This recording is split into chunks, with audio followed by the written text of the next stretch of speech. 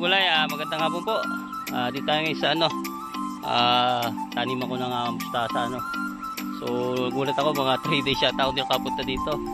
Simula nung 3 araw na nag-ulan dito ng nagsabog ako ng dito, mga mustasa at pechay uli at labanos So ito yung unang kong sinabog, nagulat ako. Ito na nga, ang lalaki na kung pwede nang gulayan malalapad na ng dahon niya. Tapos ito yung pechay, ito yung labanos So nagsabog pa uli ako dito nung ilang araw na umulan. Ayan, sibol na uli, mga mustasa uli yan.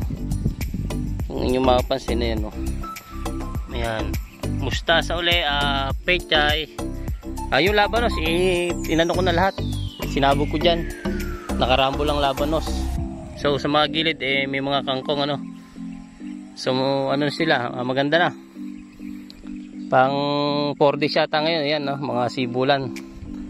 Tapos balik tayo dito sa mga nauna ko nga. Ayan, sinabugan ko pa rin itong area na walang tanim. Labanos, ayan malalaki na. Yun dalawang silak lang naman yan. Ito ngayon, malaki na Isang ilan lang 2 weeks lang yan may laman na yan. Ito yung pechay. Medyo nalaki na rin nagdadaong pechay na siya. Yan, kaso maanohan siya ng kalabasa ayun, ang bilis lumaki Tapos mustasa. Ito sawa tayo sa mustasa, magulay. Ang lalaki na malaki to ayun malapit na yan, 1 week na pwede na mag-harvest na yan. Tas nangunga pala ako ng okra yan. Bali nagbisita lang ako dito maggulay. Yung upo rito saka doon lalaki na rin biglang ganda nung umulan Bali magkuha pala ako ng pungkan doon. Medyo nadalang na yung pungkan. Baka hindi naabutin na New Year maubos na maubos. Bala ko harvest na para naman na mapahinog na lang sa bahay. Yan, dito lang, malapit lang ang magulay. Bawasan ko na siya. Pisan ko na mag-harvest.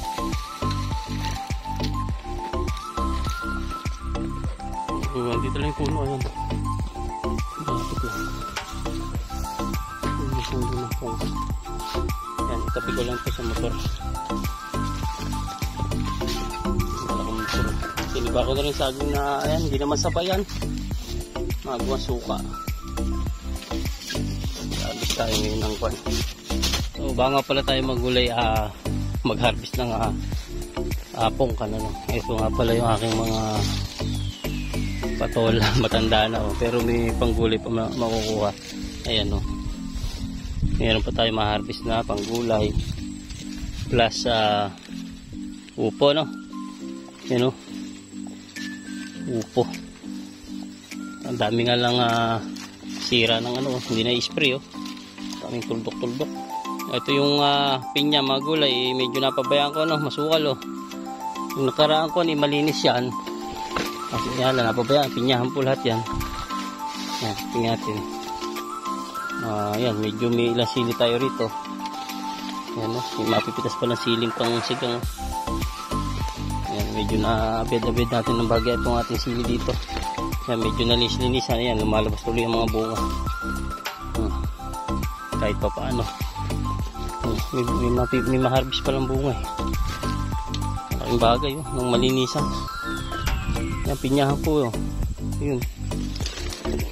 Pati kamatis. Yan, napabayaan Yan, kamatisan yan lahat mga gulay. Napabayaan. Busy sa pamamasada. Ayan. Napabayaan ito. Mahal pa naman ang kamatis ngayon. So ito yung sitaw mga gulay. So ayan, may ilang talong tayo dito na bubunga na rin yan Ganda ng buong kintab So ito yung ating sitaw. Nagapang na rin kailangan na nito ng spray at maraming kusim. May nakita akong kusim Yan, ilang talong din tayo rito. talong natin. Pali ito, kamatis na lahat yan. Napabayaan ko. Sayang naman. Yun, kamatis. Kasi masukal na. Yan. Yung ating kaprasong sitawan mga gulay. Medyo maganda na. May kamatis din eh. Ang dami-dami na rin ng bunga. Kamote, violet. Ay, makaka-recover na itong aking kamatis din eh. Daming bunga oh. Pa. Kahit pa paano meron tayong ma-harvest na kamatis. Balinghoy, maganda na. Yan, ito yung gabing Tagalog oh.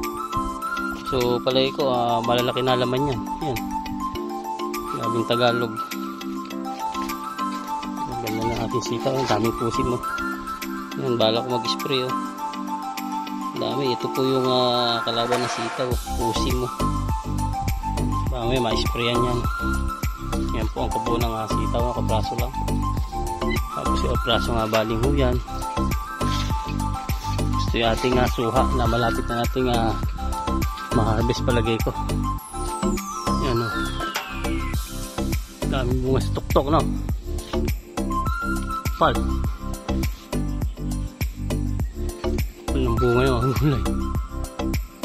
Yan o. Baba o. Tapos may dalandan tayo. Yan yung puno ng dalandan. Ayan yung mga bunga sa taas oh. Dalandan po yan. Ayan yung bunga oh. Ayan, kalusap natin bunga. Ayan. Ayan, dalandan po no. Yun. So iba dito na harvest ko na gawa ng ginagawa kong dalandan juice no. Pero sa tuktok marami pa siyang bunga sa tuktok no. Pati sa mga doon sa laylayan sa dulo oh. Dahil bunga atin yung kulay. Yan no. Walang bunga niya no. May laylayan. Yan. So balik na tayo sa sa pagpitas ng pongkan na. Harvest tayo ng pongkan. So ginala lang natin yung bakong dito mga gulay-gulay. So doon tayo harvest tayo ng pongkan mga gulay. Napunay ng kalabasa ko rin mga gulay oh.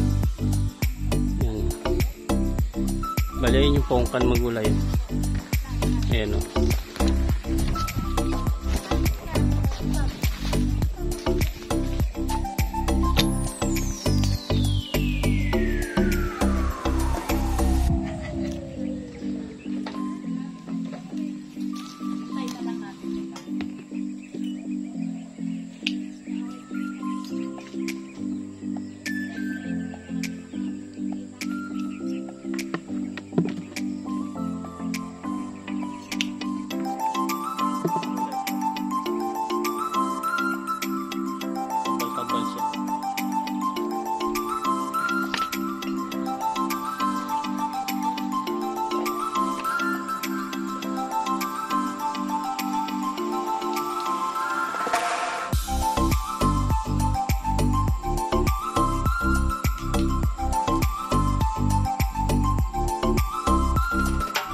So yung magulay, yan po yung aking mga na-harvest ano. Yan, kumpul-kumpul po talaga oh. Aking isa-isang tinatanggal sa sanga. So bali naka-isang timba na po ako ng maliit. Yan, sobra-sobra. Puno yung aking timbang maliit eh oh. So bali yan po, ipahinugin ko na lang sa bahay. Yan oh, kapal-kambal oh. Yan, ay mukhang hindi na maabot ng New Year at nauubos na eh. Kaya sa bahay ko lang siya pahinugin. Yan. So ayan, magulay yung natira. Hindi natin hinarvest lahat ano. Para sa New Year ay meron pa tayong mapitas ano. So ayan, nagtira din tayo ng ilang piraso pa yan. Ayan. Marami-rami pa naman po. Ayan, ma-harvest sa New Year yan. So dito na lang mga gulay. Ayan, thank you for watching. God bless. Paalam.